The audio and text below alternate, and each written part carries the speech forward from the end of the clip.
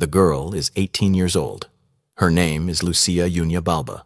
Right now, she is standing in her family's villa, staring at a piece of papyrus that has just destroyed her entire world. The message is brief, formal, written in the impersonal language of imperial bureaucracy.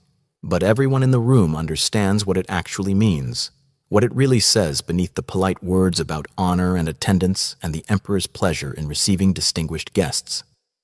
Lucia Junia Balba is invited to attend a private gathering at the imperial residence. Her presence is requested 3 days hence. Appropriate attire is expected. Refusal is not mentioned as an option because refusal is not an option. This is not an invitation. This is a summons. And everyone knows what happens at these gatherings. Her father stands across the room. Senator Marcus Junius Balbus, a man who has served Rome for 30 years, who has held every major office short of consul, who has commanded legions and governed provinces and sat in the Senate during 5 different reigns. He is staring at his daughter with an expression she has never seen on his face before. It takes her a moment to recognize what she is seeing. Her father is terrified. Her mother has gone completely white, has actually swayed on her feet like she might faint. The servants who brought the message have backed out of the room without being dismissed because they understand that this is a private family catastrophe and that witnessing it might be dangerous. 3 days. That is how long Lucia has before she must present herself at the palace outside Rome where the emperor has established his residence. The emperor who has never once entered the city itself during 3 years of rule, who governs from a commandeered estate that no one from his previous life would recognize. That has been transformed into something the original owners could not have imagined in their worst nightmares. 3 days before Lucia must attend a gathering that survivors do not discuss, that families who receive their daughters back speak of only in whispers behind closed doors, that senators mention in coded language when they think no one is listening. That has become the single most feared event in Roman aristocratic life, more feared than execution, more feared than exile, more feared than torture, because at least those things end. What happens at the emperor's gatherings does not end. It continues. It persists. It follows survivors for the rest of their shortened lives. Lucia knows this. Everyone knows this. In the 3 years since Maximinus Thrax seized power, the stories have spread through the senatorial class like infection. Stories about girls who attended gatherings. Stories about what they looked like when they came back. Stories about the sounds that carried from the private chambers. Stories about the special entertainment that the emperor reserves for daughters whose fathers have displeased him. And Lucia's father has displeased the emperor. 2 weeks ago, Senator Marcus Junius Balbus stood in the Senate and raised objections to a new round of property confiscations. Did not even object strongly. Simply noted that perhaps the seizures were proceeding too rapidly. That perhaps some families deserved hearings before losing estates their ancestors had held for centuries.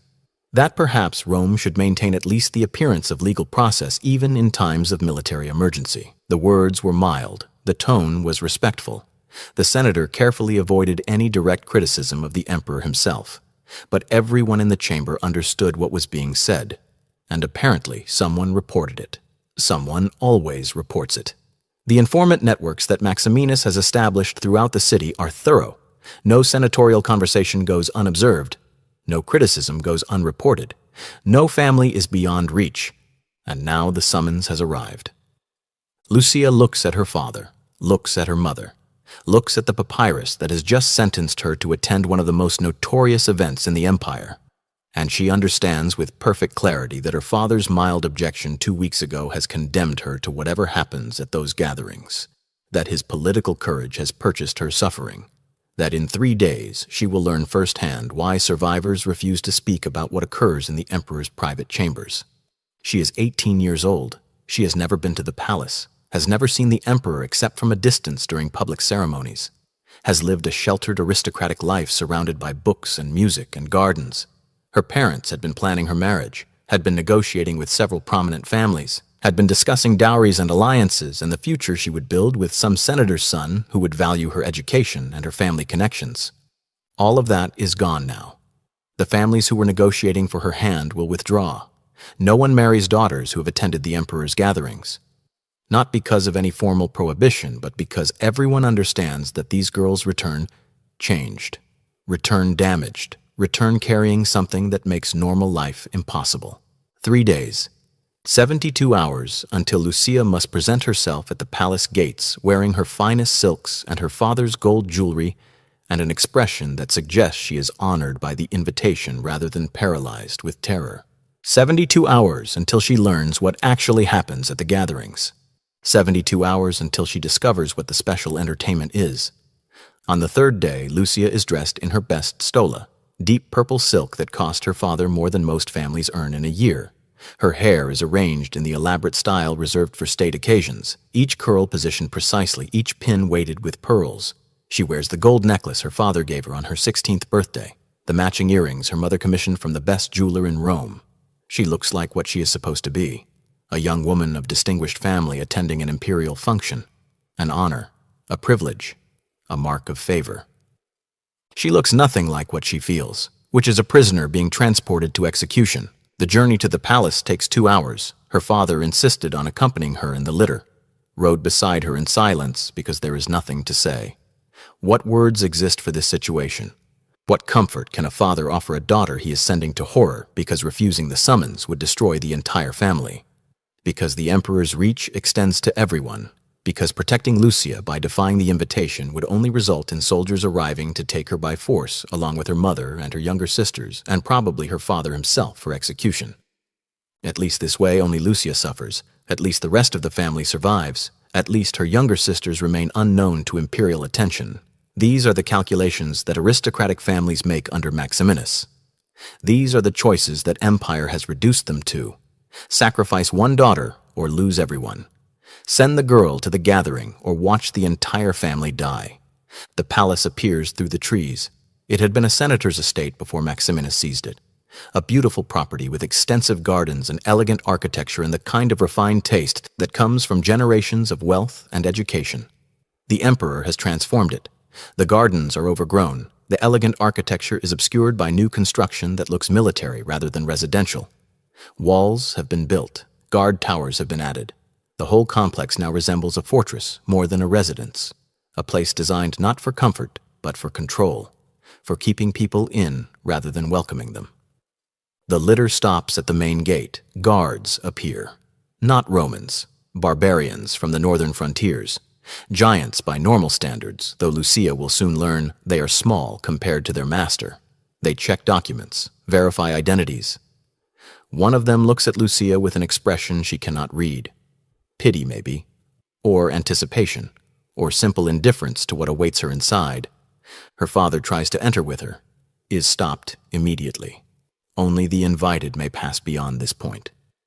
Lucia sees him arguing with the guards, sees him gesturing, sees him doing something she has never witnessed before, sees her father begging, pleading to be allowed to accompany his daughter, to at least see where she is being taken, to maintain some illusion that he has any control over what happens next. The guards refuse. Their orders are clear. The senator's daughter enters. The senator does not. No exceptions.